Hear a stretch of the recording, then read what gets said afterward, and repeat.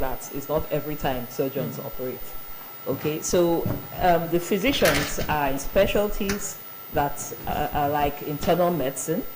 Okay. Internal medicine, they have nephrology, doctors that treat the kidney. They have gastroenterology, doctors that treat the gastrointestinal system, like the liver, the intestines, conditions that have to do with that, stomach and all that. Then you have neurology, doctors that have to treat neurologic conditions that have to do with the brain and the nerves. Ah, you're talking to us. Yes.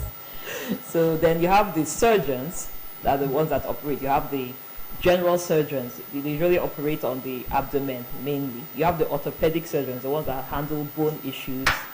Then you have the neurosurgeons, they're just like the neurologists, but they operate on the brain, while the neurologists handle other brain issues and things like that. So that's the difference, the basic difference between physicians and surgeons. Okay. Okay, now you know, if you're out there, you're wondering, are all doctors, are they physicians? Yes, they can be. So Dr. Norma has just broken it down for us that they all get there, but they just have this field demarcation. Probably if you're doing the open up specialist, you are called majorly the surgeons, right? Yes. Okay, but if you are into internal diagnosis, you are a physician. So now, who is a family physician? Okay, I thank you for this topic. It's a very important one because Nigeria needs to keep up with the rest of the world in what is going on. In everything. In everything, exactly. In fact, once you go abroad, for many people that may be involved in the JAPA syndrome, Yes. once you get there, one of the first things they do is to assign you to a family physician. Oh. So a family physician is a doctor. If I could go to a little bit of history, in the beginning of modern medicine, there was only family physicians. The doctor that handles all conditions. Okay? All conditions. Yes, all conditions. You see, like our forefathers in medicine, Hippocrates and the rest of them, they were doctors. The doctor was a doctor. But as time started going on, we started having specializations, sub-specializations. That's why you see somebody specializing in pediatrics with his children, in heart, in different parts of the body, ENT, which is like the ear, the nose, and the throat, ophthalmology, which is the eye. So we started getting specializations and even sub-specializations. Believe it or not, I met a doctor from the US. In foreign countries, it's very common. Okay. He said he's a hand surgeon. Hand? Yes, I mean, the hand. Okay, most people don't know. They think this is the hand. But the hand is actually from the wrist down. So just this part of the body. What is there to specialize in? So, the hand is a very important organ. In fact, once you don't have your hand working, you're in trouble. Okay. So he said he's a hand surgeon, not an orthopedic surgeon, not a plastic surgeon, a hand surgeon. Yeah, so that shows how sub-specialized they are. And he said, in fact, he joked and said one day we're going to have a surgeon of the left thumb. You know? Maybe one for the right thumb, one for the left thumb, but anyway, that was just a joke. So we had to, so with this sub-specialization, in as much as it's very important, because medicine is now a very broad specialty, and sometimes you need to cone down on a little thing to be able to be more efficient. But it was noticed that there was something missing with this sub-specialization. A human being cannot be compartmentalized. A human being is not a hand, is not an eye. So you need something or someone to bring all the specialties together to have a better picture of everything together. Because if you have somebody treating, sometimes you notice that, when your thumb is paining you, whitlow. You know, sometimes you have this whitlow and it's very painful. Then you see the person saying, I have headache, the thing is knocking my head. He feels pain in his head because it has whitlow. The body is connected together. And if you treat each part in isolation, you're not going to have the best result for the patient. And apart from that, apart from the physical body being together, everything together, somebody has a problem with the uterus, it will lead to a problem with the blood, it will lead to a problem. So you need somebody that connects everything. Then apart from the physical problem, there's a psychological aspect which medicine at that time wasn't really considering. The social aspect and also the spiritual aspect. Because all these things interact together to give us a whole picture. So the family physician is the person that sees the full picture and treats the patient in the context of this. You could see malaria in one person is different from malaria in another person, because this person is a rich man's child, he has insecticide treated nets, while the other person lives in a slum with mosquitoes everywhere. So the two people may have malaria, but it's different, and so you have to treat them differently, handle them differently, and that is what the family physician does. In fact, the family physician coordinates the other specialties to achieve the best result for the patient. So, in other words, we take the family physician to be the center point. Exactly. He or she is the one who gets she or he is the first person that attends to this person, and then look at and say, okay, from what I see, you need the special care of this person. Well, not in every situation. One thing we must know is that to become a family physician, first of all, you have to go to medical school like everybody. Because I was going to ask what as a medical academic qualifications. Okay, yes, okay. We can go into that right now. So you have to do 6 years. That's the basic for every doctor. Okay. You must do 6 basic years. For every medical at least 6 years. Of course, sometimes when we add other things, it could stay longer. Some people up to 9 years, but anyway, at least 6 years to become a doctor. Then you need to specialize. Some people decide not to, but most people do. So some people specialize in, like I said, ENT and all that. Then some people specialize in family medicine. That is, so the family physician is the person that specializes in family medicine. So after the 6 years, yes, you do the another 5, at least 5 years. 5 years? Yes, because you have to be a family physician. You have to have a broad knowledge of all the specialties. So we do about 13 rotations in the different specialties. So you do at least another 5 years to become a family physician. So because you definitely need to recognize conditions in the different specialties and treat most of them. The family physician actually treats 95% of cases. Wow. And it's just 5% usually that end up with the other specialties, those ones that need further care. So the family physician must have a broad knowledge of all the specialties, the primary care aspects of all the specialties. So the family physician is actually a primary care physician that handles the primary issues in all the specialties. So we're a specialty of broadness, maybe not of depth, because those other surgeons, doctors, they have a depth of knowledge in one specialty. But the family physician has to have a broad knowledge. Just like a jack of all trades, you get it all. But this time that you just master in family family medicine, definitely. But you are the jack of all medical trades. You get it all. Definitely. Okay. So now you're just joining us. We are looking at the place or role of the family physician in healthcare delivery, and we have Dr. Chinwoku Noma N in the house. She is a consultant, family medicine. Yes, I got that right. Family physician, Federal Medical Center here in Asaba, and she's been giving us the expose on what qualifies one to be a family physician. But basically, you need your 6-year orientation in medical school first, then under 5 years, getting in-depth knowledge into all the branches of medicine, because the physician is the pointer man in all medical diagnoses.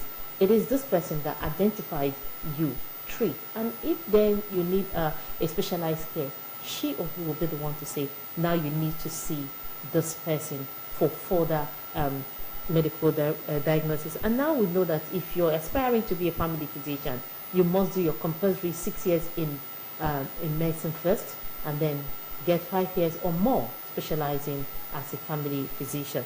Now, many a time in Nigeria, we do not separate them. Once we know that this person is a doctor is a doctor for us. And then if everybody who wears white or works in the hospital environment happens to be a doctor in the eyes of, in the sight of Nigerians. Well, honestly, that's another area we need to improve on in Nigeria. The information needs to be widespread. You understand? You need to actually. You have the right as a patient to ask your doctor, oh, sorry, I would like to know your specialty. I would like to know what you do, because are you serious, Dr. Noma? Definitely, it's your I come to FMC now, if I ask 2 doctors, put them on the spot like that, hey doctor, I want to know your area of specialization, I'm going to see someone who gets angered. No, that he is. Said the important thing is for you to get healed. Don't ask me my specialization. Don't ask. No. You've not asked recently. Actually, a lot that has changed. A lot of change. Yes. Because we encountered that. Okay. Now I know. So it's, in other words, you're saying it's my right as a patient to actually ask my consultant, the functioning doctor before me, say, "Ah, doctor, what's your area of specialization?" Definitely. In And fact, if you must do that politely, please. definitely, definitely. So be intentional about it. Say, doctor, please, what's your area of specialization? Yes. It will help. Definitely, to help. You have as a patient, you have rights to know your doctor's specialization. You have to the right to know what drugs. In fact, there's nothing a doctor. I'm surprised a little bit to hear there's nothing a doctor likes as much as an informed patient, because it even helps us with our work. You see a patient, oh, who treated you the last time? I don't know his specialization. What drugs did he give you? I don't know. You went for a major operation. Wow, what operation did you do? I don't know. I don't know. Just just told me they have to do a quick operation. No, it's not. It's not supposed to be, because when we have informed patients, it also helps us in our treatment of the patient. Now, talking about patient information, how right is it for me as a patient to actually know the drug I'm being given? Because oftentimes we get to hospitals, dispensaries, they give us drugs, medications in that transparent or white envelope for dispensing drugs, no label. The only thing is the number of times you're going to take the drug. That is absolutely wrong. You just have like 5 sachets of drugs all popped out into that drug pack, no name. That is very wrong. A patient you must know the drugs you are taking. So it's my right, if they dispense medications like that for me, now I would tell them, label it. Yes, please do. It is very important for many reasons, but let me mention a few. One, some drugs are good, but may not be good for an individual. Some people some people react to sulfur drugs. Okay. Some people react to steroids. In fact, you could react to almost every drug. Some people can't even take paracetamol. There's some drugs that people react to. So if you take a drug and you don't know the name of the drug, how are you going to know which drugs you react to? Then when you go to another hospital, they could give you the same drug. And sometimes the second reaction is much worse than the first. So you have to know, I took this drug and I reacted. But if you don't know the name, the person could write it again for you. That's why sometimes when we're taking a history from somebody, we always ask, please, do you have any drug allergies? So that we know how to avoid the drug. Secondly, 2 drugs sometimes don't go together. Okay. So if you're taking this drug and want to write another one, we're going to have to change one of them, because the 2 drugs have a bad reaction within the human body. The interaction is not compatible. Exactly. So if you're taking a drug and you don't know the name, what if the doctor writes this is something similar to that? Yes, similar to that, dangerous, or one that.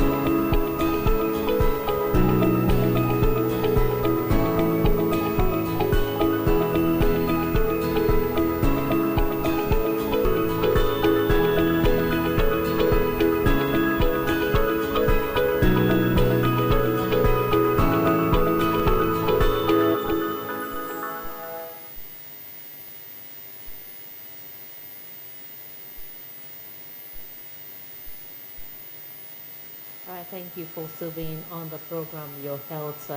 We'll be looking at the place or role of the family physician in healthcare delivery, especially in Accra, Nigeria. And I have a consultant family physician, Dr. Chinwoku Noma, you in the house, Dr. Noma. Good to have you here.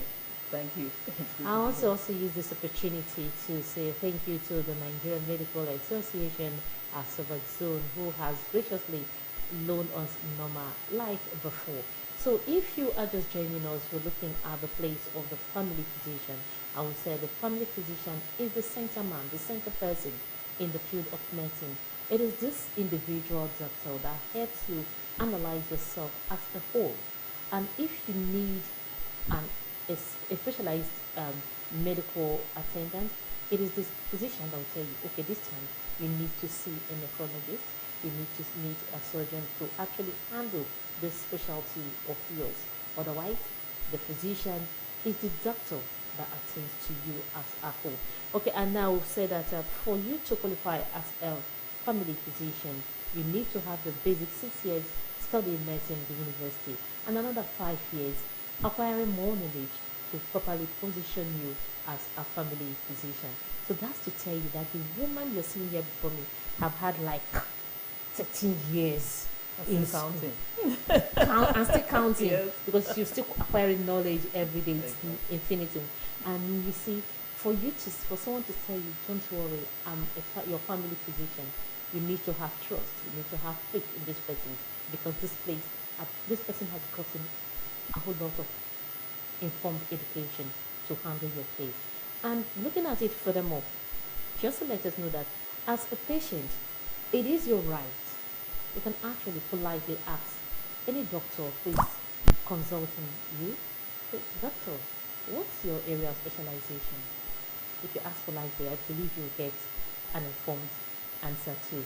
And I also, as a patient, when drugs are being dispensed or administered to you, you cannot say, "Doctor, no, what's the name of this drug you've given to me? What is this injection you just gave me? What is it called?" Because at the point of emergency, the doctor taking over is going to ask you, what was that you took before? What have you been taking?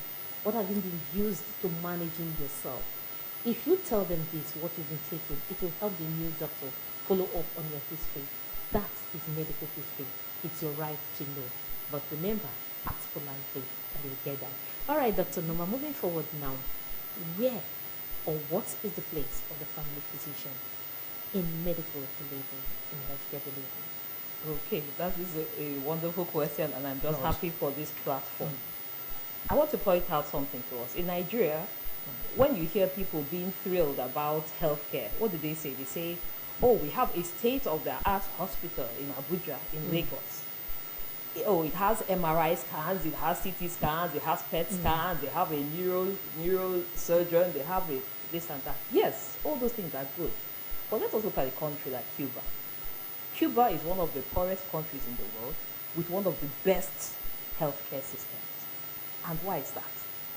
Because they handled care at the primary care level. And that is where the family physician belongs.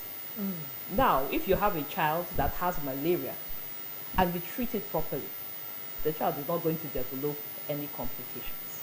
So once the primary health care is handled at all levels, the ENT aspects of the primary health care, the cardiology aspect, that's the heart aspect of the primary health care, the brain aspect of the primary health care, which is what the family physician handles, all these aspects at the primary care level, then we're going to have fewer people needing specialist care. So it is not enough to start from the highest point of it. Oh, the neurosurgeon only comes when the person has had a stroke and has had complications of stroke. What have you done at the primary level to prevent from the person from getting there? So ideally in Nigeria, the family physician is trained to manage the primary healthcare center. But in Nigeria, you go to a healthcare center, you just see The few nurses. a few nurses. That's if you're lucky, you will see a nurse. Many times you don't even have nurses. Maybe just one nurse managing 3 primary healthcare centers, and they just handle immunization. No, these areas are supposed to be adequately developed with at least the basic Family equipment physicians being posted being there. posted. A family physician is supposed to man that and the secondary healthcare center, so that even if the person needs, because the family physicians usually manage primary and secondary. So certain minor surgeries, herniorrhaphy, appendectomy, family physicians handle that as well. And if we get it right at that point in time, we're going to have much better health indices and we'll have fewer people needing specialization. I mean, I have an ONG friend that sometimes the patients want to see him, he's a specialist. He said, "Don't pray to see me. If you come to see me, it means you're in trouble." Because you're going straight to the theater table. Yes, or you have a complication, and that's why it's there. So if we are able to reduce these complications, handle these broad health, this broad area of medicine at the primary care level, then we'll have fewer people getting there. So we need to get it right. So the role of the family physician, they are the gatekeepers of the health team. When you come to the health care center, first of all, or anywhere, you're going to see the family physician first. Most of the cases are managed at that level, 95%. But when you need a subspecialist care, like a doctor that specializes only in eye or only in ENT, the family physician is going to have to coordinate that. Get the special, because sometimes when a patient enters the healthcare system, many people don't like coming to the hospital. If you've noticed, I have a friend who she doesn't even want to pass the gate of the hospital. She has a phobia. Why? Because sometimes this complex healthcare system with so many specialists, so many people speaking big grammar is too much for them. It's overwhelming. But when you have a doctor that you know is yours, a family physician is a doctor that handles a patient from cradle to grave, and he handles you in the context of your family. And that's why you and your family members register under one family physician. So he knows that this problem, is as a result of this child that is giving problem in the family. This problem is a result, he sees the full picture of the family and he follows you. And he can even advise the specialist even after referring, please don't give this to this patient because this patient has this belief system. So he coordinates the other specialists, and the other specialists give him feedback on how to manage, on the management of the patient. So the whole health team works together with the family physician as the backbone, as the coordinator of the specialties. So how is the breakthrough like? Because just like you mentioned, you get to some primary health care center, you don't even have like 3 medical manpowers there. We have maybe we see one nurse sent there, and then, but you hardly see these family physicians positions. And then, in Nigeria, when you're paying higher is when we respect the hospital. But we don't know that we actually need. So the awareness that family physicians are needed everywhere, especially as the gatekeepers of the medical team. Well, as you say, in Nigeria, we have a long way to go, but I believe we're making gradual strides. At first, in fact, family medicine was the last specialty to be approved by the West African College of Physicians and National College of Physicians. And it ought to have been the first. Yes, it ought to have been the first. So one of the last, I think there's a new one, emergency medicine. Okay, that's by the way. But so I think we're coming up. Now, before, only few people were in family medicine, but now there are many. In fact, family medicine seems to have one of the highest number of doctors registering for training in the specialty, because we know the importance of them in every area, in the rural areas, in the towns, and in everywhere. So we believe that with some advocacy, I believe some of our leaders too are doing a lot of advocacy at the government level. I believe the government will also come on board and know the importance and do the needful. Now we need to know the importance of the family physicians in every sphere of the medical lineup, because they are the pointer people, they are the base, they are the gatekeeper of the medical team. We need to have more of our physicians doing their trade at our health centers, our hospitals, wherever, even our small pharmacies where we go, because we have more of the chemists and pharmacies in our rural place accessible. So the government regulations, this is also a call-up. Let's have more of our family physicians. Thank you so much, Dr. Chinwuka Nnoma, for coming on today. In case you join us, the wrong time to join us is now. But nevertheless, we'll bring you a repeat of this program. Until then, we'll say thank you to the Nigerian Medical Association Asaba Zone, ably led by Dr. Onochie. My name is Lucy Erickson Ochunogo. On behalf of the crew, saying you have your right as a patient. Ask for the name, the specialty of your doctor, as well as the medicines or drugs that are being dispensed to you. Until then, stay healthy. God bless you.